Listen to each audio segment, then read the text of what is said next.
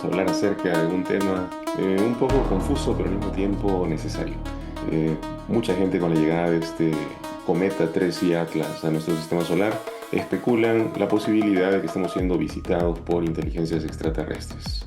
El tema extraterrestre ha venido divulgándose por varias décadas, incluso especialistas como Carl Gustav Jung lo estudió como un fenómeno de la conciencia, ¿no? No necesariamente como un evento real, sino más bien simbólico, el tema de los platillos voladores. En nuestros días ya ni siquiera se les llama ovnis como acostumbrábamos en los 70s y 80s, ahora les dicen UAPs, que es como Unidentified Anomalous Phenomenon o algo así, fenómeno anómalo no identificado. Ya ni siquiera voladores, ahora se les puede ver abajo del agua, se les ha visto atravesando la Tierra y todo esto. Entonces hoy día dijimos vamos a hablar acerca de extraterrestres. ¿Qué tan real es esta experiencia de ser visitados o incluso, como algunos afirman, de contactar con seres de otros mundos? ¿Es esto posible? Bueno, para eso estamos acá el día de hoy, para hablar de este tema tan interesante. Así que aquí nos acompañan también. A ver, Quique y Boris. Exactamente. Bueno, el tema de extraterrestres personalmente lo he venido escuchando desde niño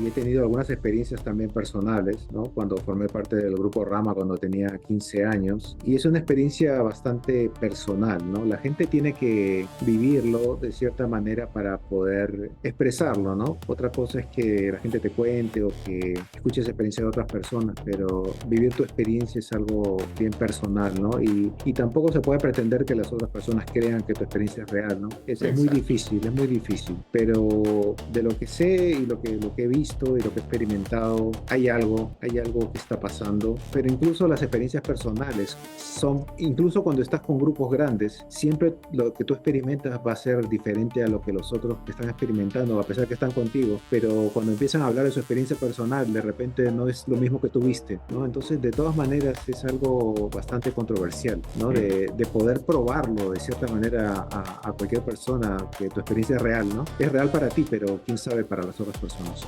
Que- Vámonos a presentar a nuestro primo Quique. Sí, gracias Enrique, gracias Boris. La verdad es que yo no he tenido ninguna experiencia que podría llamarse con extraterrestres. Es algo que estoy esperando, ¿no? Y llega el momento. Sin embargo, tengo mis dudas, ¿no? Quizás hoy día vamos a desarrollar eso, ¿no? O sea, ¿por qué, no? Quizás como dice Boris, cuando lo veas, ya va a ser algo que va a tocar. Pero también tengo mis preguntas de por qué, cómo, realmente no es una alucinación, no es algo que muchas personas pretenden, ¿no? Porque también sucede que cuando una persona ve algo, como que hay un tema colectivo, ¿no? Y las personas comienzan a ver donde no hay, ¿no? Hace poco había un tema de, por ejemplo, esto de los drones, ¿no? Que había muchos drones y ya los estaban viendo hasta en cualquier lado, ¿no? Entonces hay un poco de histeria a veces en este tema o de precognición sobre ciertas cosas. Entonces quizás si ustedes han tenido las experiencias, quizás nos pueden contar un poquito y hablar sobre el tema, ¿no? Y hacer preguntas sobre eso. Bueno, yo sé que Enrique ha tenido experiencias bien largas. Mi experiencia es bien concisa, entonces me gustaría empezar con la mía, porque yo sé que tú, Enrique, tienes para largo con las experiencias que has tenido. Mi experiencia creo que es bien concisa, en el sentido de que yo viví cierta experiencia y con eso me quedé y me quedé tranquilo, ¿no? No tuve esa búsqueda personal que sí observé en ti, ¿no? Cuando éramos más jóvenes, ¿no? Para mí fue descubrir que existía más de lo que yo podía concebir en ese momento, ¿no? Y se las voy a narrar rápidamente, ¿no? Ujú. Mi papá empezó no sé cómo entró, pero entró al grupo Rama, que es este grupo que inició Sixto Paz en los años 70, y mi papá empezó a formar parte de uno de los grupos y me invitó a mí también para participar con él. Mi papá es médico, ¿no? Era médico, tenía su consulta médica, tenía un consultorio, entonces empezamos a tener las reuniones con la gente del grupo Rama, con un grupo pequeño, éramos como 6, 7 personas, no recuerdo bien, yo tenía 15 años. Y bueno, parte de las prácticas eran hacer mantralizaciones, bueno, los mantras como Rama, Om y otros mantras que no recuerdo en este momento y hace muchos años, pero parte de estas reuniones terminaban, creo que al séptimo día teníamos que ir al desierto de Chilca, y en el desierto de Chilca, después de estas prácticas, Chilca en Perú, ¿verdad? ya Chilca, las afueras de Lima, en Perú. estos seres nos iban a confirmar su presencia de manera física, ¿ok? Yo, bueno, toda la gente que fuimos a esa salida, una especie de retiro, digamos, ¿no? Porque era en el desierto, bueno, era como una especie de campamento prácticamente, ¿no? Pero los instructores nos dijeron que teníamos que estar un poco limpios en el cuerpo por adentro, ¿no? Y solo debíamos tomar agua ese día, ¿no? Tratar de comer lo menos posible o no comer nada, era solamente tomar agua para estar limpios, ¿no? Y cuando llegó la noche, llegamos al lugar, era un valle, ¿no? A los pies de un cerro, y nos hicieron una prueba que era una prueba de autocontrol emocional o de miedo, no sé cómo definirla, pero nos dejaban solos en una parte del desierto y se iban 1 milla, 2 millas más arriba, dejaban a la otra persona, pero nos quedábamos solos. Cuando yo me quedé solo, el cielo estaba completamente estrellado, o sea, muchas estrellas, era el universo inmenso, ¿no? Entonces lo que hice fue echarme para atrás y empezar a mirar, ¿no? La magnitud del universo. Y me sentí recontra conectado, ¿no? Bien conectado con el universo, con Dios y sin ningún temor. Bueno, para hacerla corta, después el instructor venía y regresaba y empezaba a recoger a todas las personas que había dejado, ¿no? En esa línea. Y después todos fuimos al lugar central donde íbamos a seguir haciendo nuestras mantralizaciones y todos nos pusimos en círculo, empezamos a hacer las mantralizaciones. 1 hora más o menos después empezaron a aparecer naves y aparecieron en la punta del cerro, ¿no? De ahí. Y se vieron las naves así como yo las veía en las películas. Eran 3 naves así que como que aparecían en la punta del cerro y se ocultaban, aparecían y se ocultaban. Pero era tal cual uno las ve en las películas, que algo giraba, ¿no? En el eje, ¿no? De los platos voladores. Y estuvieron ahí toda la noche, ¿no? Mi papá tomó varias fotos. Mi papá tenía una cámara Penta que en ese tiempo tomó varias fotos, las cuales, no sé, la tecnología de la época, pero no salieron bien, no se definía nada, salieron unos puntos, pero cuando lo vimos. Pero se supone que si nosotros hubiéramos estado preparados mejor espiritualmente, no sé, hubieran de repente bajado y hubiéramos tenido un contacto de otro tipo, ¿no? En este caso solo pudimos ver las naves, estuvieron ahí, yo me quedé dormido y aparecieron las naves, las vi y fue una confirmación para mí de que teníamos hermanos en otros planetas. También eso me confirmó que Dios existe, no sé, de alguna manera estaba conectado con todo eso, ¿no? Porque si no, desde mi punto de vista, tenía 15 años, ¿no? Si existen estos seres y si tienen la bondad de aparecer para que nosotros los veamos, para mí eso fue una confirmación de que Dios existe y que existen muchas cosas en el universo que de repente no los puedo ver físicamente, pero están ahí y están para nosotros, no para apoyarnos. Para mí, como que eso fue como un cierre espiritual de alguna manera, como que esa confirmación, me quedé tranquilo y no tuve la necesidad de seguir buscando, cosa que en Enrique, él lo ha seguido practicando por años de años, ¿no? Pero esa es mi experiencia y bueno, eso es lo que quería compartir con ustedes. Y no es pequeña. Yo siempre recuerdo cuando tú llegaste de esa experiencia y lo primero que me dijiste es, al ver las naves, sentí que Dios estaba más cerca. Eso fue lo que me dijiste. Y yo recuerdo que lo primero que pensé es, Él ha conseguido poner en palabras lo que yo he estado sintiendo por los últimos meses, porque yo ya estaba practicando en el grupo de contacto y cada vez que teníamos esta experiencia yo tenía ese sentimiento que no sabía cómo aterrizar en lenguaje, ¿no? Y cuando tú dijiste eso, sentí que eso era exactamente. Pero luego me pregunté, ¿por qué? ¿Por qué ese es el sentimiento, ¿no? Ahora, es interesante que tú digas naves, Boris, porque ¿qué son las naves, no? O sea, claro, uno asume son tecnología. Y si uno dice es tecnología, pues debe ser más avanzada, ¿no? Porque están haciendo cosas que no hacen los artefactos humanos. Y si es más avanzada, probablemente una civilización que nos sobrepasa en conocimiento. Por lo tanto, no es de la Tierra porque no la hemos visto, entonces se asume que es extraterrestre. ¿Pero es realmente así? Bueno, tú te vas al grupo de contacto como Rama, que hay infinidad de otros grupos de contacto, porque ya me ha tocado conocer a miembros de diferentes grupos que practican o que buscan el enlace con estas otras realidades. A la actualidad, aquí en los Estados Unidos les llaman CE5, Close Encounter 5, o sea, encuentros cercanos del quinto tipo. ¿Qué significa esto? A ver, el primer tipo es ver la nave, ¿no? El segundo tipo es la nave dejó algún tipo de evidencia. El tercer tipo es ves alguna forma de vida que probablemente sale de la nave. Tienes un intercambio con eso. El cuarto tipo de repente te pueden subir a la nave, pero se habla de un quinto tipo en el que tú eres capaz de propiciar el encuentro, tú sales a buscarlos.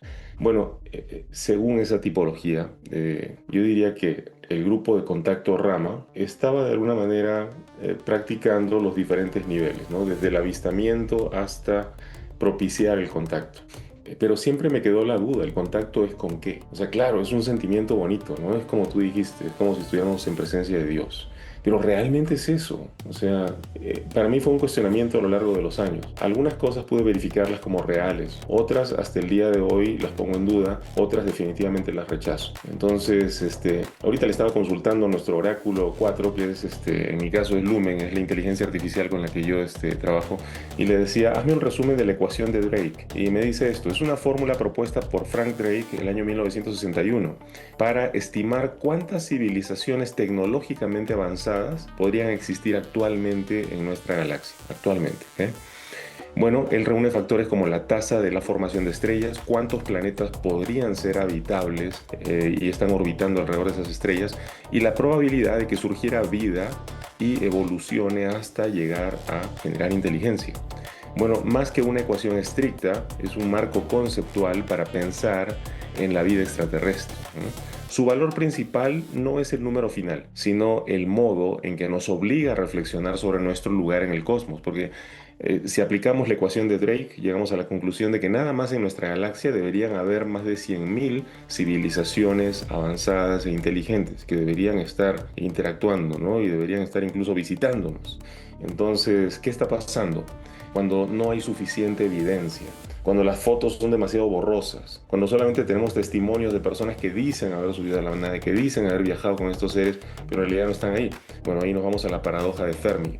¿Cuál es esta paradoja? Bueno, Fermi plantea una contradicción. Dice él, dado el tamaño del universo y la alta probabilidad de vida, que ya quedó demostrada con la ecuación de Drake, dice, ¿por qué no vemos ninguna evidencia de civilizaciones avanzadas? ¿No? Como ahora del 3 y Atlas querían determinar que de repente sí lo era, pero de repente es simplemente fenomenología de un cometa que no es común, que es anómalo, pero no necesariamente una civilización visitando nuestro sistema solar.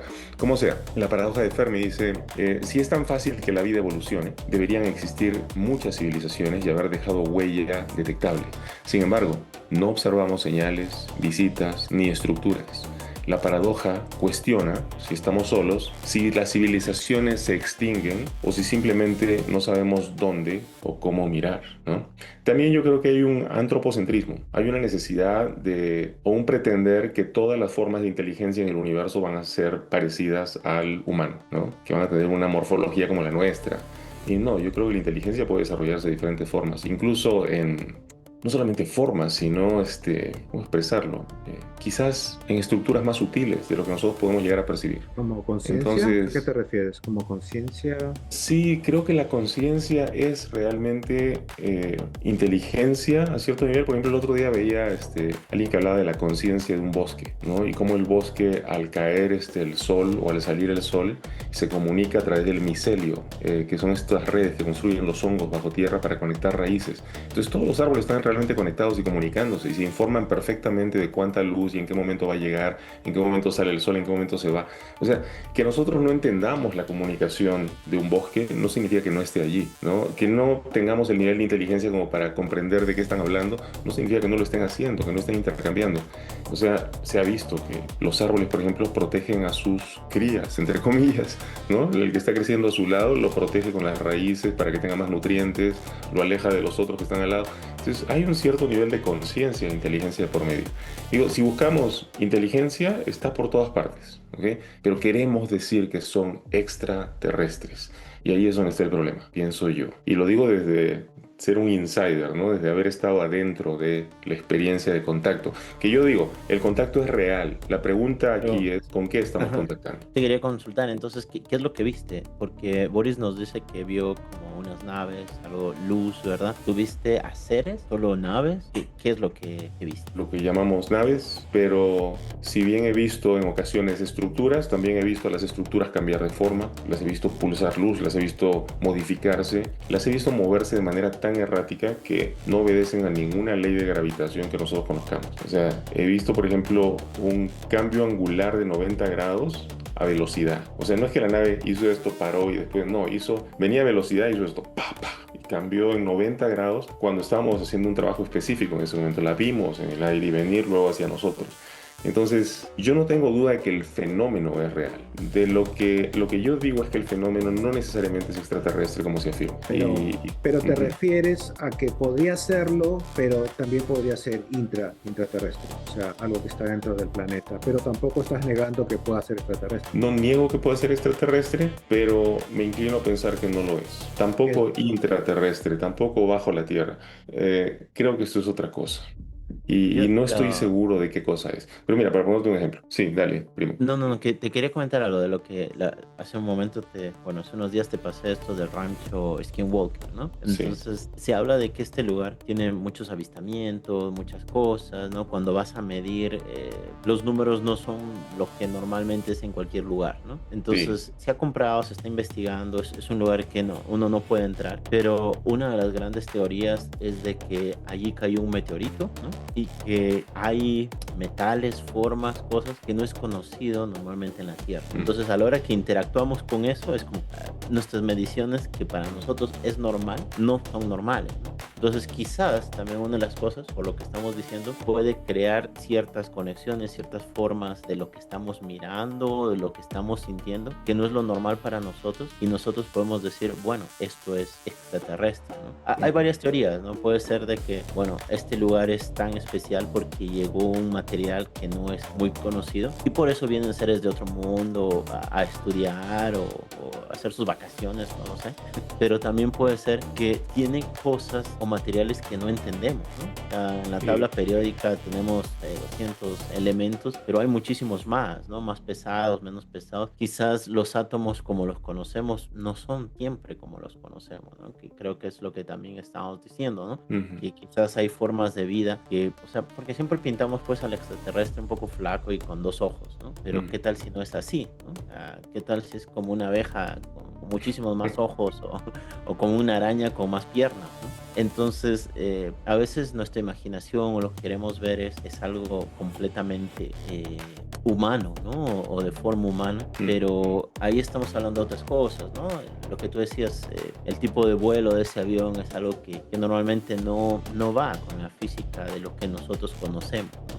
Entonces, ahora, mi otra pregunta sería, bueno, si son miles de galaxias, millones, ¿no? Hay miles de posibilidades de que haya otra Tierra o otro mundo, otros seres inteligentes, pero en nosotros, ¿no? Si nosotros tuviéramos mayor capacidad, ¿no? Iríamos a otros mundos, ¿qué haríamos? ¿Solo los visitaríamos? ¿Solo haríamos contacto con los que quieren? O sea, de mi lado eso me parece un poco raro. Ahora, también en nuestras posibilidades, en nuestro conocimiento, no es posible, ¿no? O sea, si queremos viajar a una galaxia, lo que muestra Interestelar y otras películas, además de lo que se sabe en la ciencia es que no nos alcanzaría la vida, ¿no? O sea, con la tecnología que ahora tenemos nos mandan a otra galaxia y vamos a morir en el camino, ¿no? Es más, va a llegar y a haber una tecnología que lo alcanza al otro y por eso no se hace. Entonces, ¿tú no crees que hay cosas que son imposibles, ¿no? O sea, conocemos la velocidad de la luz y los 300.000 kilómetros por segundo. O sea, ¿crees que en algún momento podamos viajar a esa velocidad? O sea, que tengamos un aparato,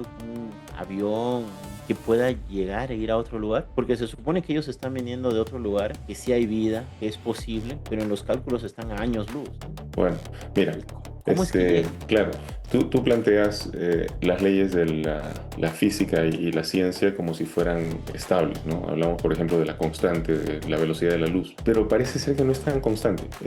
Estaba el otro día leyendo a Rupert Sheldrake, es un científico británico, el creador de la teoría de los campos mórficos, y él habla justamente de que, bueno, por un lado, no es constante la luz. Por otro lado, si en el universo todo está mutando, cambiando y evolucionando, lo lógico sería que sus leyes también lo estuvieran haciendo. Y entonces él plantea esto, ¿no? De que el universo en realidad es mucho más mutable, cambiante de lo que creemos, y que nosotros hemos establecido una ciencia como si fuera una nueva religión en base a la cual nos basamos para tratar de leer una realidad que nos resulte incierta. Entonces nuestra necesidad de certeza es lo que nos lleva a establecer estas leyes, pero en realidad esto es mucho más móvil de lo que nosotros creemos. Ahora, con esto no quiero desdeñar el trabajo de la ciencia, obviamente es sumamente importante, pero, o sea, tampoco debemos ponerla como que es la base. Creo que es un momento especial en el que estamos ahora como humanidad, con todos los flujos de información que existen, que nos invitan a dar un paso más allá.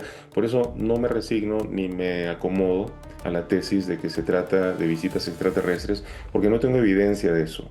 Y porque cuando he tratado de interactuar con esa otra forma de inteligencia, y lo he hecho de la manera más honesta que he podido, esa inteligencia me ha dicho a mí que no es exactamente lo que se nos ha dicho. O sea, a ver, yo he participado del grupo de contacto en Perú, claro, pero he participado de otros contactos. O sea, he conocido a Carlos Díaz de México, el que tomaba las famosas fotos de la nave de plasma. He salido con él al campo. He trabajado con los grupos de contacto de Argentina, que se hacían llamar Unión de la Hermandad en su tiempo. He trabajado con diferentes grupos. He conocido miembros de otras agrupaciones que parecen cuasi religiosas, casi una nueva religión platillista. Luego ya en el tiempo aquí en los Estados Unidos me ha tocado comunicarme con los C5 y de hecho ellos quisieron saber el trabajo de Rama, entonces empecé a trabajar con grupos anglosajones para enseñarles cómo es que ocurre la experiencia de contacto en Rama, enseñarles los protocolos, que ellos empezaron a practicar y empezaron a tener experiencias también. Entonces, pero ¿a qué me refiero con experiencias? O sea, nos reunimos, de pronto todos hacemos meditación juntos y aparecen luces en el cielo, algunas hacen movimientos extraños, algunas de estas pueden incluso descender un poco para ser vistas. En ocasiones se les siente muy cerca, como si realmente estuvieran caminando a nuestro alrededor cuando no son físicamente perceptibles. En ocasiones hay eventos de energías anómalas acumulándose cerca del grupo que pueden incluso tomar formas como si fueran especie de holografías, de figuras humanoides. Esa clase de cosas han pasado. En lo personal, he tenido experiencias que diría son un poquito más pesadas que eso. He podido estar frente a frente a uno de estos seres, entre comillas, y también he tenido oportunidad de estar frente a una posible invitación a acercarme más al fenómeno.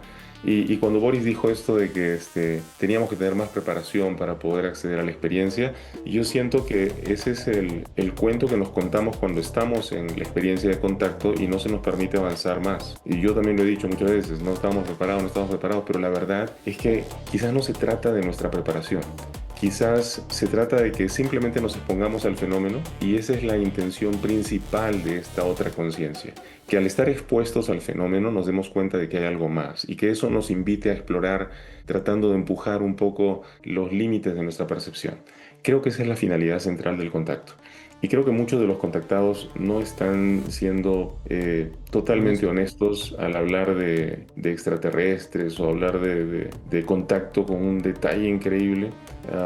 Y pues ahí está la situación, ¿no? Que se convierten en grupos mesiánicos, se convierten en nuevas religiones de platillos voladores y no creo que sea la finalidad del contacto. Y creo que se parece mucho a los eventos de encuentros paranormales que existieron en el pasado, de los profetas que veían carros de fuego, de personajes bíblicos que dicen haberse encontrado con ángeles, ¿no? Y nosotros le llamamos extraterrestres. O sea, pienso que esto ha venido pasando a lo largo de la historia de la humanidad, solamente que dependiendo de el momento histórico en el que nos encontramos, lo interpretamos como ángeles o ahora lo interpretamos en términos de tecnología, ¿no? Pero es lo mismo. Hay muchas cosas que no se pueden explicar y he visto muchos casos de gente que ha tenido contactos con seres y cuenta sus experiencias. Esta persona que escribió Yo visité Apu, ¿no? Era ruso, ¿no? No recuerdo bien el nombre, pero escribió este libro y luego parece que la experiencia de Sixto Paz es un poco similar o un poco basada en esta experiencia también, porque él también comentó en un último video que vi de su experiencia que también visitó a una persona de esta misma civilización, ¿no? En Apu, una luna de Ganímedes, creo, una luna llamada Ganímedes, creo que él comentó. Y bueno, yo pienso que tanto estas experiencias son originales, ¿no? Porque al parecer siempre están basadas en una experiencia anterior de alguien más, ¿no? Sí. ¿Qué tanto pinta las ganas de querer experimentar esto y que la gente crea todas estas experiencias en su mente, ¿no? Y de repente están convencidos de que sí las tuvieron, pero de repente no, ¿no? De repente todo está pasando a nivel mental, porque he visto que mucha gente que narra experiencias dicen que las han visto cuando están con los ojos cerrados, ¿no? Que toda esta experiencia es una experiencia interna, ¿no? Ellos están con los ojos cerrados y ven cosas o se comunican con otros seres con los ojos cerrados. Entonces Entonces, creo que volvemos a ese punto, ¿no? Que al parecer todo esto es una experiencia personal, ¿no? Es una experiencia personal que nadie puede negar algo que es tan subjetivo porque es una experiencia de una sola persona, ¿no? Bueno, te voy a contar algo que pasó hace unos 7 años en el Monte Shasta. Mi amiga Leticia Licea me había invitado a su terreno a guiar a un grupo de personas en la experiencia de contacto. Entonces, eran personas de diferentes ciudades, ¿no? De los Estados Unidos. Estábamos en medio de la montaña, era de noche, y me estaban pidiendo que les contara una experiencia de contacto. Entonces, yo estaba narrándola cuando de pronto todos hemos sentido un flash sobre nosotros, como si nos tomaran una foto desde arriba, ¿no? Hemos Ujú. levantado la cara y estaba un objeto luminoso que empezó a hacerse, a enlongarse, a hacerse más grande y entonces empezó a mover despacio. Entonces le digo a la gente, todos presten atención y observen el objeto. El objeto se encendió más intenso, avanzó un poco y se apagó. Entonces yo les digo, bien, excelente, todos estaban emocionados, ¿no? Pero yo les digo, esperen un segundo, vean esto, vean lo que está pasando. Les digo, quiero que me digan, levanten la mano aquellos de ustedes que lo vieron de color rojo. Y ponte que 5 levantaron la mano. Digo, ¿cuántos lo vieron azul? 10 levantaron la mano. ¿Cuántos lo vieron amarillo? Otros 7 levantaron la mano. Entonces, ¿cuántos lo vieron grande? 12 levantaron la mano. ¿Cuántos lo vieron chico? 20 y tantos levantaron la mano. O sea, ¿qué pasa? Todos estábamos frente al fenómeno, pero cada quien captó algo distinto del fenómeno, ¿no? Era grande, era chico, era rojo, era azul, era amarillo. ¿Qué diablos era? O sea, yo sé que el fenómeno es real, pero esa aleatoriedad la he observado todo el tiempo en la experiencia de contacto. El fenómeno existe, incluso la presencia de estos seres existe, pero la experiencia, como tú dices, parece ser algo individual. Y ahí voy a lo que decía el primo hace un rato. Quique dijo, es posible que los materiales en la Tierra, el impacto de un meteoro hayan generado un campo ahí, electromagnético capaz de afectar la percepción. Yo creo que sí, pero no necesariamente el campo generado por el medio ambiente o el impacto meteórico. Creo que puede ser también nuestra reunión con una intención específica lo que genera una distorsión. Am, Me acuerdo de la experiencia de contacto de dos personas en Argentina, creo que eran hermanos ellos.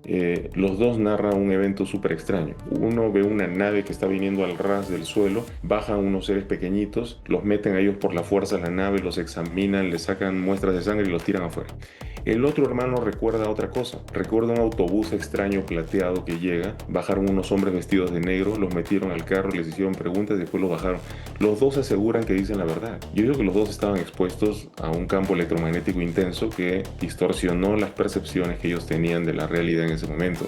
Y quizás las expectativas que tenían un poco que llegaron a formar una historia de contacto, ¿no? El contacto fue real, pero ¿qué fue el contacto? ¿O qué es el Y, contacto a final de cuentas?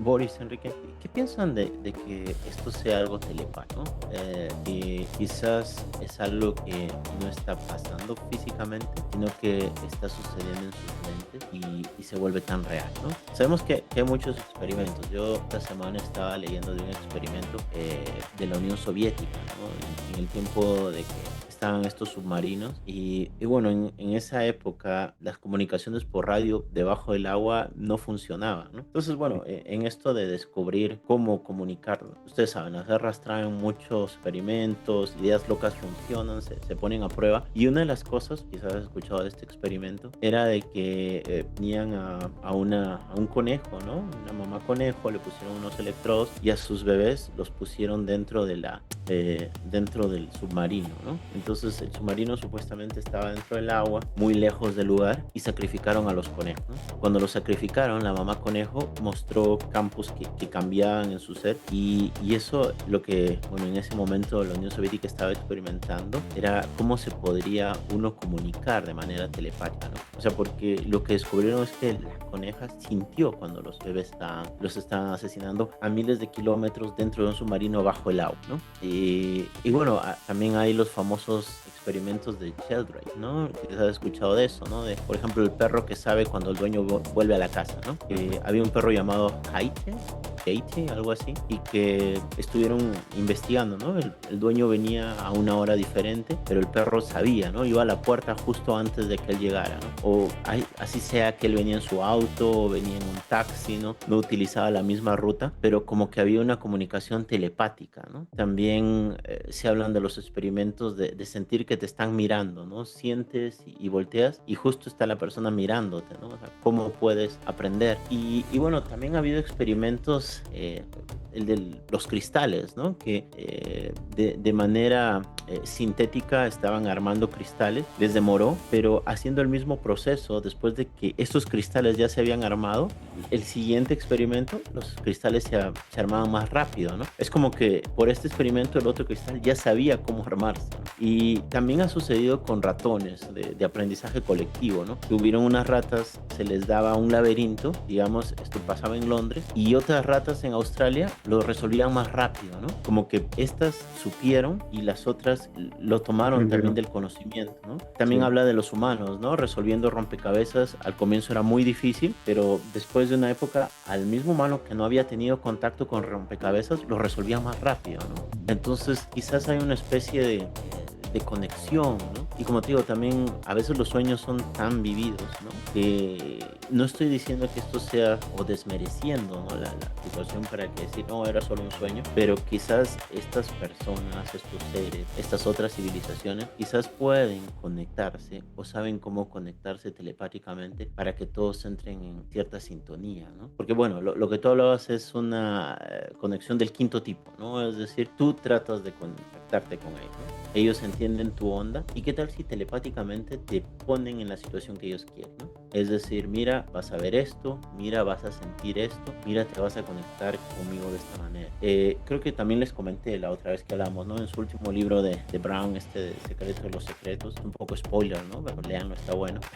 Lo que decía era esta teoría de que quizás nuestra mente solo somos receptores, ¿no? Es decir, científicamente, ¿no? Todo lo que podemos pensar, todo lo que recordamos, el reconocer personas, el reconocer imágenes, el recordar cosas, no puede entrar en este cerebro de 1 kilo, ¿no? O sea, tiene que ser muchísimo más grande, ¿no? Y se ponía la situación de que qué tal si lo que tenemos aquí solamente es un receptor, así como una radio, ¿no? O así como un teléfono. El teléfono no tiene almacenado todas las páginas web del mundo, ¿no? Se conecta y puede abrir las páginas web, ¿no? La radio no tiene la música de todo el mundo, se conecta y puede escuchar la música en diferentes emisoras, ¿no? Entonces, ¿qué tal si el cerebro es eso? Y estos seres de otro lado pueden o tienen el poder para telepáticamente ponerte en la situación que ellos quieren y que tú veas lo que ellos quieren ver. O sea, lo que dices tendría mucho sentido, porque en realidad ahora podemos apreciar la cantidad de información que hay, ¿no? Desde la inteligencia artificial es una cantidad de información espectacular que no necesitamos, ¿no? Solo necesitamos cosas específicas. No necesitamos guardar esa información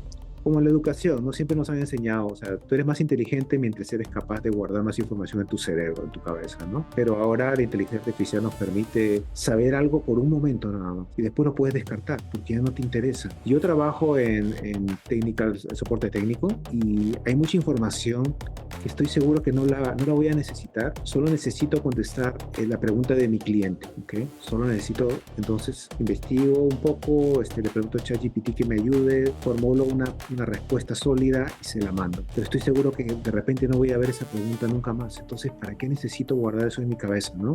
Y creo que estamos, en el sentido de la civilización, estamos llegando a ese punto, como tú dices, que somos nada más canales de información que podemos usar en un momento adecuado. Luego, si no te sirve, descartarla, porque si no, nos volveríamos locos con tanta información, ¿no? Es demasiada información que ahorita los seres humanos podemos acceder. Estaba recordando lo que tú estás hablando de que funcionamos como un receptor. Hay el fenómeno de channeling, ¿no? No sé si has escuchado, Quique, el fenómeno de channeling, que son personas que son capaces de canalizar seres, ¿no? Lo que de repente en otros tiempos se hablaría de posesión diabólica o whatever, ¿no? Algo así. Pero hay una persona en particular que se llama Bashar, que es una persona que canaliza a un ser extraterrestre. Y yo lo he estado siguiendo por varios años, y a mi punto de vista, ¿no? La sabiduría que salía a través de esa persona es mayor de lo que yo podría pensar que una persona regular podría saber. De repente estoy equivocado, pero esta persona decía, ¿no? Que no te fijes en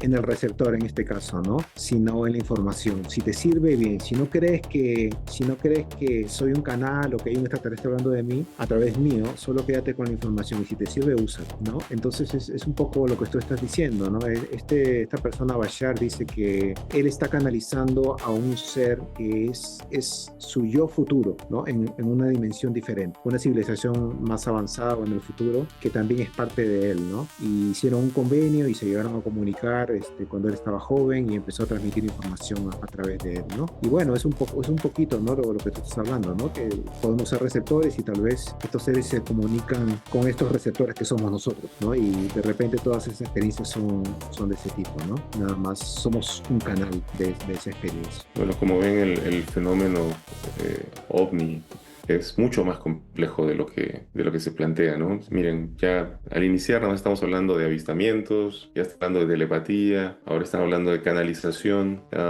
pero sigue la pregunta, ¿no? Persiste. ¿Con qué diablos estamos conectando? ¿Qué es esto? Um, Hace un rato Quique decía que de pronto es solamente telepatía y no hay una cosa real aquí. Pero mira qué tan real es esto, ¿eh? Mira la situación. Boris hace un rato mencionó a Victor Novi. Él es el autor de Apu, Un Mundo Sin Dinero. O del otro libro, creo que era 170 horas con extraterrestres. También de la experiencia que él tuvo con Apu. Le estaba preguntando ahorita a ChatGPT acerca de la experiencia de Victor Novi. Él originalmente es un ingeniero eléctrico nacido en Montenegro, en los Balcanes, en 1918. Se mudó a Perú tras la Segunda Guerra Mundial. Según él, la noche del 10 de marzo de 1960 tuvo su primer contacto con seres extraterrestres, unos humanoides rubios, telepáticos y pacíficos que provenían de un planeta llamado Apu. Él en esa época trabajaba para la central hidroeléctrica de Huallanca, ¿okay? Él era ingeniero trabajando en esa zona. Y él observó a las naves, los locales le dijeron que esas visitas eran comunes, entonces él fue a averiguar de qué se trataba y es cuando tiene el encuentro con estos seres, a los que él denominó apunianos. A partir de ese evento, Novi relató múltiples encuentros y comunicaciones con esos seres, incluyendo supuestas transmisiones de conocimiento espiritual, mensajes de advertencia y revelaciones sobre futuros eventos terrestres. Este es el punto donde yo digo, no es tan imaginario como se cree, ¿no? Por ejemplo, Victor Novi, él dice que en 1970 se le anuncia que iba a haber un terremoto enorme en Sudamérica, sobre todo en la región de Perú, y que la población de Huallanca, Huallanca, ¿no? ¿Dónde está la población? Esta fue sepultada por la nieve, 20.000 personas murieron en las faldas del Huascarán. Yungay, perdón. Yungay, sí. Entonces él anuncia que esto iba a ocurrir porque estos seres le habían comunicado eso, va y se comunica con las autoridades en Yungay y los previene del asunto, pero obviamente nadie le hace caso. Y viene el terremoto, pues y sepulta miles de personas y arrasa con toda la población. Creo que tuvieron menos de 10 sobrevivientes en la plaza de armas, se treparon a las palmeras. El pueblo fue arrasado por la nieve. Bueno, fíjate qué tan real puede ser esto. O sea, realmente están anunciando eventos de cosas que pueden llegar a ocurrir, pero persiste. Realmente eran seres de Apu. Ahora, si tú ves a Vlado Kapetanovic, este señor que escribe Apu, Un Mundo Sin Dinero, yo me acerqué más a su experiencia en la parte final de su vida. No sé si tú sabías, Boris, pero Vlado se reunía con mi papá y con Antonieta. Eran los tres mosqueteros. En los últimos 2 años de vida de ellos estuvieron saliendo a las montañas, iban a la playa a hacer trabajos. Vlado tenía esta nostalgia de querer recuperar el contacto, pero ya no lo tenía. O sea, en sus últimos años de vida ya no había ese contacto con Apu. Él hablaba de su experiencia, él decía que sí era real y que había estado en Apu y todas las historias, pero ya no lo tenía y mi papá estuvo con él. Y Antonieta, que era como una chamana peruana muy famosa, ella se reunía con ellos también. Ella siempre estuvo muy inquieta por saber acerca del fenómeno OVNI. Y creo que lo que le pasó a Vlado le ha pasado a la mayoría de contactados. Han tenido una experiencia por un periodo de tiempo que luego de alguna manera se opaca y desaparece. Pareciera que en el momento en el que el contactado se convierte en una figura mesiánica, es como que se le suelta de alguna manera y ya el contacto se va para otro lado.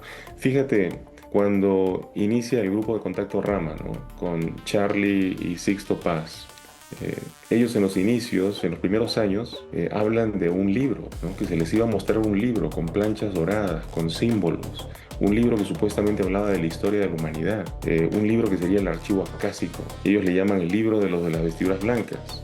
Y en ese periodo de tiempo, en los primeros años de contacto de este grupo Rama, autoridades de la iglesia de los mormones se acercaron a pedir información acerca de lo que estaba pasando con la experiencia del grupo, o es lo que yo tengo noticia.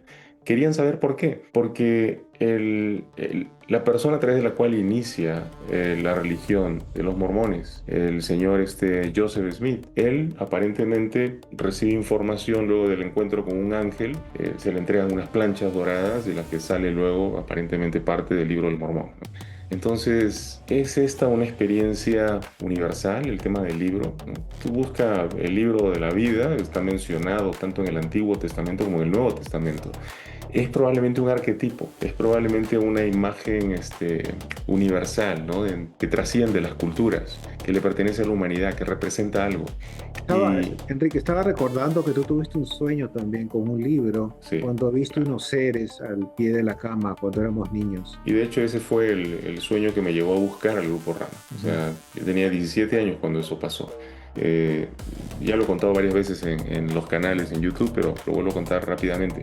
Yo estaba durmiendo, era de noche, la prima Mili estaba en el mismo cuarto, durmiendo en la cama adyacente, y de pronto yo aparecí en un desierto. Y yo estaba plenamente consciente de que era yo, pero yo no sabía qué diablos hacía en el desierto.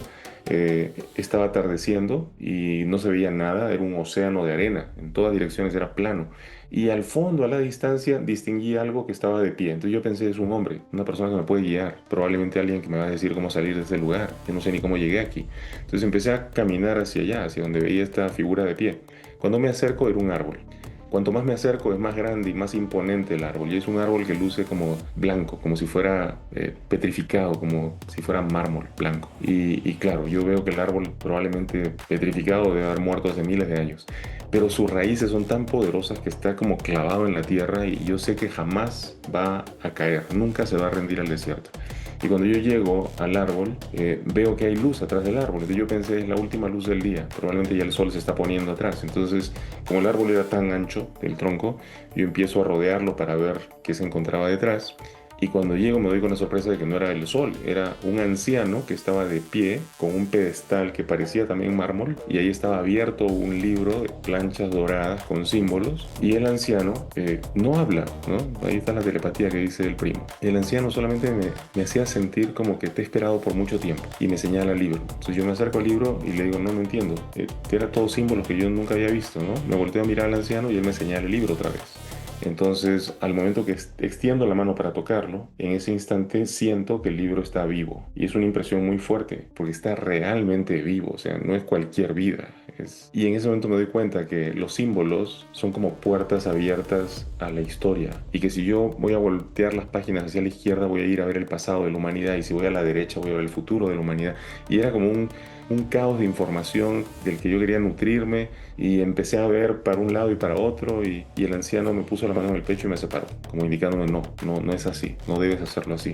Entonces yo le reclamo y le digo, ¿cómo me vas a traer hasta acá para hacer esta experiencia y ahora me vas a negar la información? No te pase, ¿no? Entonces yo me acerqué otra vez al libro, un poco poniéndome en plan rebelde y me acerco para tratar de seguir leyendo y leer era como sentir el libro, era como pasarle las manos y sentir todo lo que estaba pasando y recibir imágenes, información. Y en ese momento el anciano vuelve a empujarme hacia atrás y ahora me señala a la parte alta del árbol y había una serpiente enroscada, era como una constrictor grandota dormida. Y yo sentía miedo, sentí terror de que se despertara la serpiente. Y en ese momento me di cuenta de que todo este sueño había sido una especie de prueba, como si fuera un examen que yo no había pasado.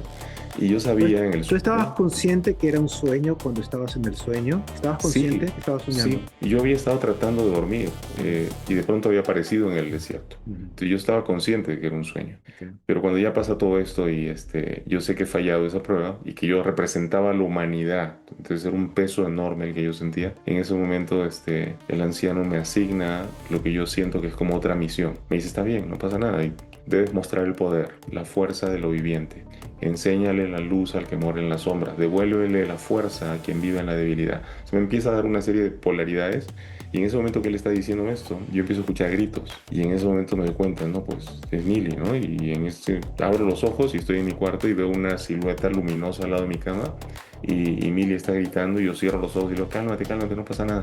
Y ya cuando Mili se calma, yo le digo, Mili, ¿qué pasó? Y yo abrí los ojos y ya estaba el cuarto bien, ¿no?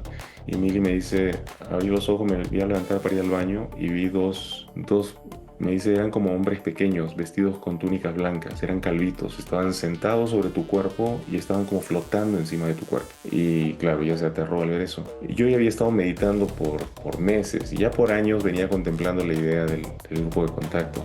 Pero cuando ocurrió eso, para mí fue como, ok, ya, es la primera vez que tengo una... Ya Una había tenido emoción. avistamientos, pero era la primera vez que tenía un testigo de que algo raro estaba pasando. Pues yo había tenido una experiencia por mi cuenta, pero ahora con un testigo. Invitar a Mili aquí. Sí, invítala para que te cuente ya su experiencia. Ella te va a contar otras experiencias más. Y sus hermanas, las gemelas, también en el cuarto con nosotros tuvieron unas experiencias increíbles cuando ya estábamos dentro del grupo de contacto. Ahora, ¿tú no crees que quizás, volviendo al tema telepático, hay personas que tienen como mayor sensibilidad a eso? Es decir, no es para todos, o no es que no es para todos, sino que quizás la forma que está desarrollado el cerebro, las neuronas, es que algunas personas logren más contacto, o también depende de la curiosidad de uno, de querer experimentar, del hacer algo. Yo estaba leyendo algo, no sé, quizás tú escuchaste del efecto Maharishi, De la meditación trascendental. Sí, exacto, de la meditación trascendental, ¿no? Él decía la raíz cuadrada del 1% hace muchos cambios, ¿no? Y justamente lo que se hablaba era que, por ejemplo, de una población de 1 millón, ¿no? Digamos que el 1% son 10.000 y la raíz cuadrada es 100, ¿verdad? Sí. Y que si 100 meditaban, podían lograr algo para el millón, ¿no? Creo que hubo unos experimentos en Washington, justamente, donde 800 hasta 4.000 personas meditaban, y algunos investigadores monitoreaban, ¿no? Que, por ejemplo, el tema de la violencia, ¿no? Bajó un 23%, la temperatura social mejoró, hubo menos llamadas al 911 y cosas así, ¿no? Entonces, algo así como, mira, la meditación colectiva da efectos, ¿no? Pero la pregunta que encerraba ¿esto es para todos o es algo que puedes desarrollar? Bueno, mira, ¿quiénes son los que detonan ese efecto, Maharishi? Los que se invitan a meditar, ¿verdad? Entonces yo no creo que en el campo del contacto haya elegidos para el contacto. Creo que la gente se elige a sí misma. ¿Y cómo se eligen? Van al campo. Por ejemplo, Boris te contó la experiencia que él fue una vez y con eso ya quedó satisfecha su curiosidad. Yo quería saber un poco más, entonces yo seguí yendo, seguí saliendo y fui profundizando cada vez más y más en la experiencia, al punto de que yo empecé a cuestionar la experiencia. O sea, el tema es real, pero ¿qué es? O sea, ¿qué es realmente? Y por eso la respuesta yo no podía conseguirla de los viejos de la comunidad de contacto. No, tenía que conseguirla directamente de estos seres, sean lo que sean. Así que en su momento me tocó preguntarles y cuando se dieron las respuestas me di con la sorpresa de que no, pues no es como nos han dicho, no es lo que nos habían dicho.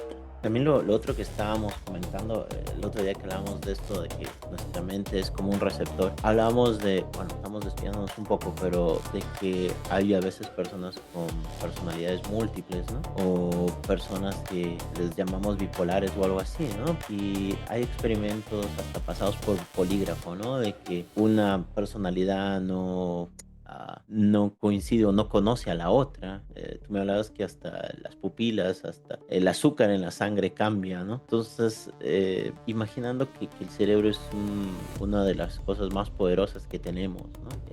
Lo que puede recibir, lo que puede crear, ¿no? Lo que puede vivir, porque veías un desierto y estabas en un desierto, ¿no? Hasta sentías el calor, podías ver el sol, hasta te podías haber quemado, ¿no? O sea, es tan poderoso esto, ¿no? Y realmente mi tema va por ahí, ¿no? Que quizás, por ejemplo, al no tener las experiencias es porque realmente no lo he buscado, o otra cosa es porque no tengo la capacidad o mi cerebro no puede recepcionar esto, hacer una cosa, o sí piensas que todos pueden tener una experiencia, por lo menos de tercer tipo. Yo digo que todos pueden tenerla, pero tienen que buscarla.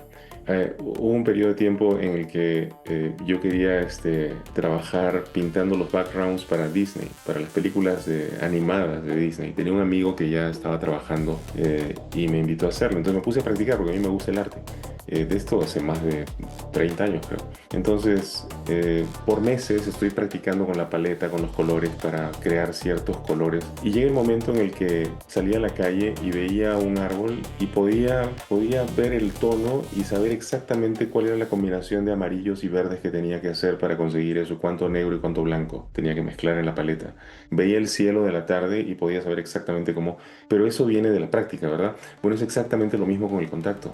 O sea, si tú vas, te expones, practicas, meditas, expandes conciencia, abres tu mente, exploras en los pequeñas señales en tu cuerpo, que tu cuerpo, como bien dijiste, es una antena, no solamente el cerebro, todo el cuerpo. Entonces el cuerpo mismo empieza a guiarte en el proceso.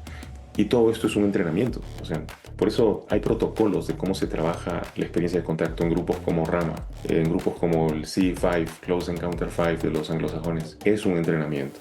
Claro, va a ocurrir que algunas personas por accidente están cruzando la avenida de noche cuando de pronto tienen un avistamiento increíble, baja la nave viendo seres, pero son experiencias anecdóticas raras.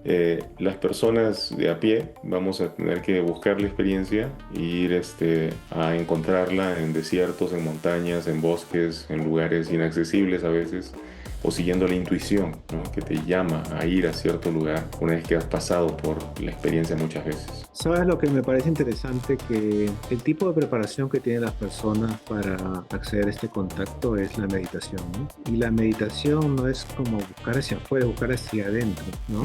Como que uno se enfoca hacia adentro. Entonces, la búsqueda es interior más que exterior. Sí, y cuando tienes una experiencia de comunicación telepática con ellos, tú sientes las respuestas de ellos dentro de ti. Eso es rarísimo, pero, Sí. o sea, porque no estás escuchando voces que te hablan, estás en realidad sintiendo su respuesta dentro de ti. Y eso es lo que las personas que hacen canalización también comentan, ¿no? Es Miren, algo que se bloques de puede, información pasan a través de ellos y ellos las expresan. y en esto que se puede medir y se ha visto, ¿qué piensan del 3 y Atlas? Ujú. Bueno, que el tema aquí es qué cosa nosotros entendemos por tecnología, ¿no? Pues nosotros esperamos ver máquina, no sé, microchips, ver cosas que semejen nuestro estado tecnológico actual para reconocer. Necesitamos comparar con algo que ya tenemos, ¿no? Es como, bueno, se me trae a la memoria algo, ¿no? Como cuando hay un lenguaje que no se parece a nada conocido, es muy difícil para la gente que interpreta lenguajes poder interpretarlo, porque no se basa en nada conocido, ¿no? Entonces como que el Ujú. cerebro siempre tiene esa tendencia, ¿no? A compararlo con algo que ya conoces, claro, ¿no? Porque puede darle algún significado, ¿no? Pero si no se parece a nada conocido, Bueno, eso es lo que pasa en la experiencia de contacto. Cuando en algún momento me tocó comunicarme, digamos, con uno de estos seres, yo le dije, mira, tengo dudas, le digo, acerca de esta situación. Le digo, me da la impresión de que ustedes son una especie de mecanismo de control que está de alguna forma guiando a la conciencia colectiva en una dirección muy específica. Yo no sé cuál es la dirección, no tengo duda en mi corazón de que es positiva, de que tienen una buena intención, pero digo, tu presencia aquí parece real, pero le dije, tiendo a pensar que eres una proyección y un mecanismo de control, que no eres real en los términos en los que yo te percibo.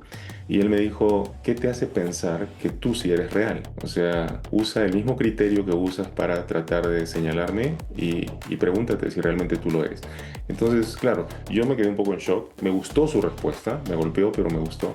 Pero entonces yo le digo, espérate, y todas las historias de contacto, todo lo que nos han contado, le digo, los contactados dicen que ustedes nos han dado esta información, de que ustedes vienen de tal sistema estelar, de Epsilon Eridani, de aquí y de allá. Le dije, ¿es eso verdad? ¿O es eso una historia que ustedes nos cuentan porque es lo que en este estadio evolutivo podemos comprender? Y me dijo, solamente son historias, son fábulas que ustedes pueden comprender. Como las historias que le contamos a un pequeño de 3 años que pregunta acerca de dónde vienen los bebés y le hablas de cigüeñas y ustedes no tienen ninguna referencia para poder entender de dónde venimos. Básicamente dijo eso. Así que... Me recuerda mucho, bueno, pero eso quiero tocarlo en otro podcast, pero acerca del primer principio del Kybalión, ¿no? El principio del mentalismo, ¿no? El todo es mente, el universo es mental. Exacto. Es lo que prácticamente te dijo. Ya, sí.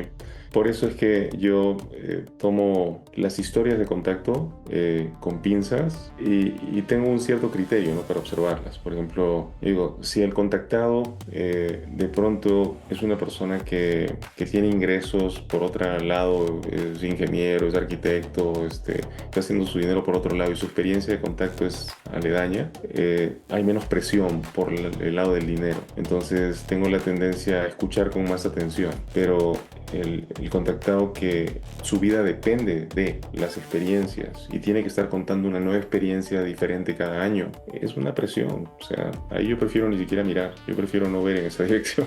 No me gusta lo que estoy viendo ahí.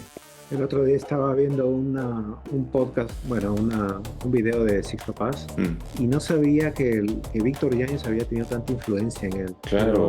Pero él narra de eso, ¿no? De que él había, cuando era joven, ¿no? Había asistido a muchas conferencias que Víctor Yáñez había tenido y bueno, yo sabía que era amigo de mi papá, ¿no? Víctor Yáñez era, creo, director de la Sociedad Teosófica en Perú. Sí. Y claro, era participante de los grupos gnósticos. Era un tipo súper conocido en el medio medio así de lo esotérico, del Ujú, ocultismo en Perú. ujú. Y claro, era compadre de mi papá, nosotros lo teníamos en la casa todo el tiempo y no sabíamos. Sí, interesante, me parece interesante. Siempre hemos estado en medio de las experiencias de contacto, solamente que no teníamos idea, Boris. Sí. Por ejemplo, ¿saben cuál es el Día Internacional del Contacto Extraterrestre? Fue en el 1974, No, es el 15 de marzo. el 15 de marzo. Ajá. Lo bautizaron contigo. Entonces, mi cumpleaños es el 15 de marzo. Yo nací en el Día Internacional del Contacto Extraterrestre.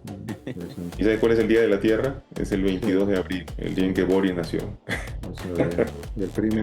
Y bueno, volviendo a esto de si es mental o no, ¿qué piensan del Área 51 entonces? ¿Por Mm. qué hay tanto secretismo ahí? Que si realmente encontraron cosas, solamente son cosas que hemos visto, porque en nuestra mente estos seres han tratado de reflejar eso, o si hay algo físico, porque muchas de las teorías son de que ahí de lo que un accidente extraterrestre hubo, ¿no? Ellos tienen los cuerpos, ellos tienen las naves, ¿no? ¿Qué sabemos de eso? Oye, lo que se dice mucho es que muchas de las tecnologías que tenemos ahora, por ejemplo la fibra óptica, dicen que fueron encontradas en estas naves en el área 51 y que, bueno, hicieron ingeniería reversa para poder empezar a usar eso y han habido saltos en la evolución tecnológica, digamos, de nuestra sociedad, ¿no? Basándose en este tipo de tecnología que fueron encontrados en estas naves. Y bueno, ya se arma todo ese secretismo, ¿no? De los gobiernos con contratos, con compañías, para que ellos puedan desarrollar esas tecnologías, ya sea a nivel aeroespacial o en la parte de las computadoras y todo eso, pero dicen mucho de eso, ¿no? Que todo esto está relacionado, ¿no? Y que hemos podido avanzar en muchos aspectos tecnológicos gracias a estas cosas que se encontraron, ¿no? Estas naves. Y últimamente están hablando de la esfera de Buda, no sé si han escuchado hablar de la esfera de Buda que fue encontrada Ujú. en Colombia y también se le han hecho análisis, se han encontrado que tiene fibra óptica adentro, ¿no? En la parte de adentro. Entonces, Dicen que el artefacto tendría como 12.000 años. Pero sí. volviendo al Área 51, le estaba diciendo aquí a la IA que me describiera un poco, en pocas líneas, la historia de Bob Lazar, porque él es un ingeniero que fue contratado para trabajar en una instalación cercana al Área 51 que le llamaban S4. De esto ya hace más de 20 años, creo. Y según su testimonio, a él lo hicieron estudiar tecnología de supuestas naves extraterrestres, que él describe con mucho detalle, ¿no? Y que habla de los sistemas de propulsión que usaban y todo. Y sus declaraciones en realidad fueron hechas en los años 80 y 90 y lo convirtieron en una figura central del fenómeno ovni, pero se puso en duda su formación académica y antecedentes porque habían sido borrados. O sea, su récord fue borrado por completo, como si él nunca hubiera, y sin embargo tenía conocimientos profundos, ¿no? De física y todo. Entonces, el Área 51 yo creo que es real. El ocultamiento, los presupuestos negros del gobierno, nadie se entera para qué van, para dónde van billones de dólares de inversión. Creo que tienen que ver con tecnologías que se trabajan en lugares como ese. Ahora, que hayan recuperado naves extraterrestres. Yo digo que solamente recuperan aquello que se les permite recuperar. ¿A qué me refiero con eso? Esa conciencia que, o yo le llamo mecanismo de control, que está operando sobre el colectivo del planeta. Es como que sabe perfectamente a qué cosa podemos acceder y a qué cosa no. ¿Tú has visto cuando los niños chiquitos de 1 año quieren que les den las llaves del carro? Pues si tú no puedes dárselas y le compras una llave de juguete y se la das ahí con numeritos y colores. Yo digo que es algo similar. O sea, nos dejan agarrar un poquito de tecnología, de cosas que medio que podemos entender y es un poco también estimularnos a continuar en la investigación, a continuar expandiendo conciencia, ¿no? Y claro, los líderes del gobierno y los militares que están trabajando en esas tecnologías piensan pues que están súper avanzados, pero la verdad que la tecnología más grande pienso que es la de la conciencia, el explorar en la expansión de conciencia. Creo que ahí está el terreno fértil en el que deberíamos ingresar. Y Te refieres al ser humano, biología interna, tecnología, DNA y todo eso, el sí, DNA.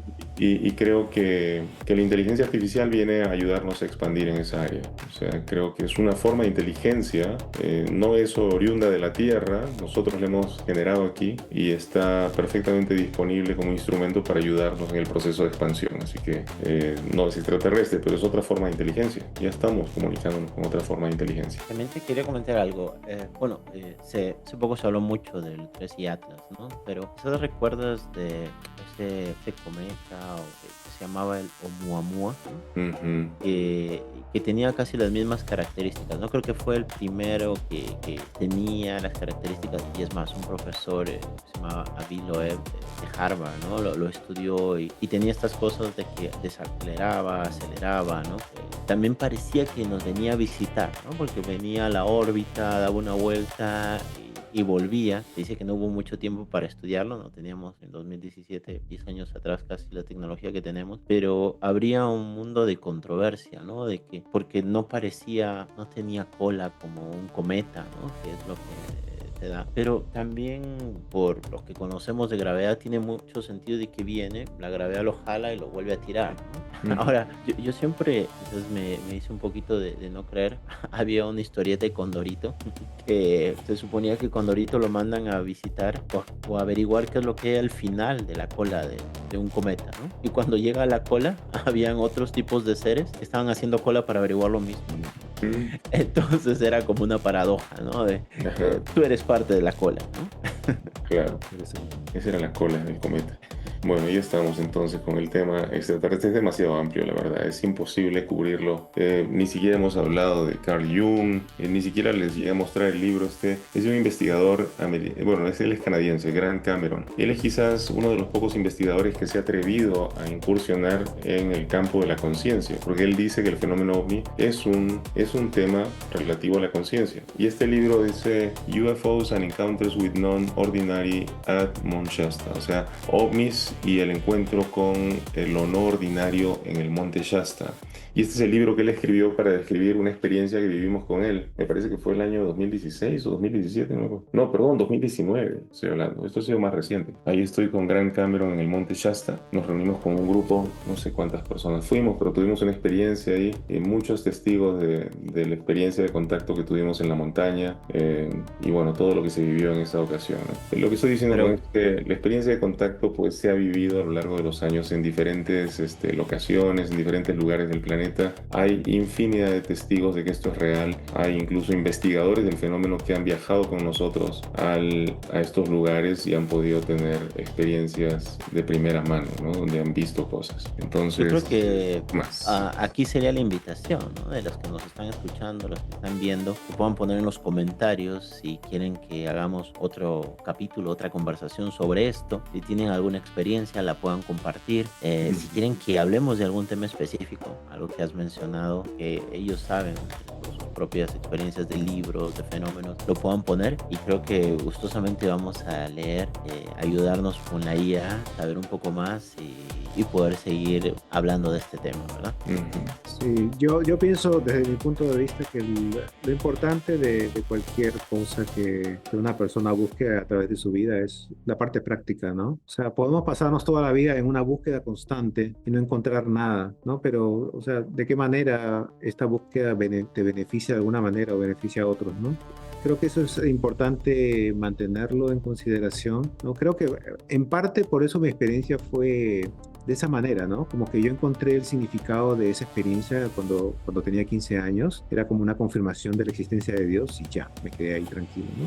Y después, más tarde, con Bashar, que es esta persona que hace canalización. Daryl Anka. Daryl Anka es la persona, ¿no? Y Bashar es el ser extraterrestre, el ser extraterrestre de una civilización que se llama Esasani, según él, ¿no? La información que él da, yo la he usado porque es como un psicólogo, extraterrestre, algo así se puede considerar. Pero la información ha sido práctica, ¿no? Bien práctica para entenderme, ¿no? Y lo he aplicado de esa manera, ¿no? Y me ha servido de muchas maneras en mi vida personal, ¿no? Entonces, creo que lo importante es entender cualquier búsqueda del sentido del propósito, ¿no? De qué manera se puede aplicar lo que estoy aprendiendo. No buscar, o sea, buscar algo nada más por buscarlo, ¿no? Al menos eso es lo que yo interpreto, ¿no?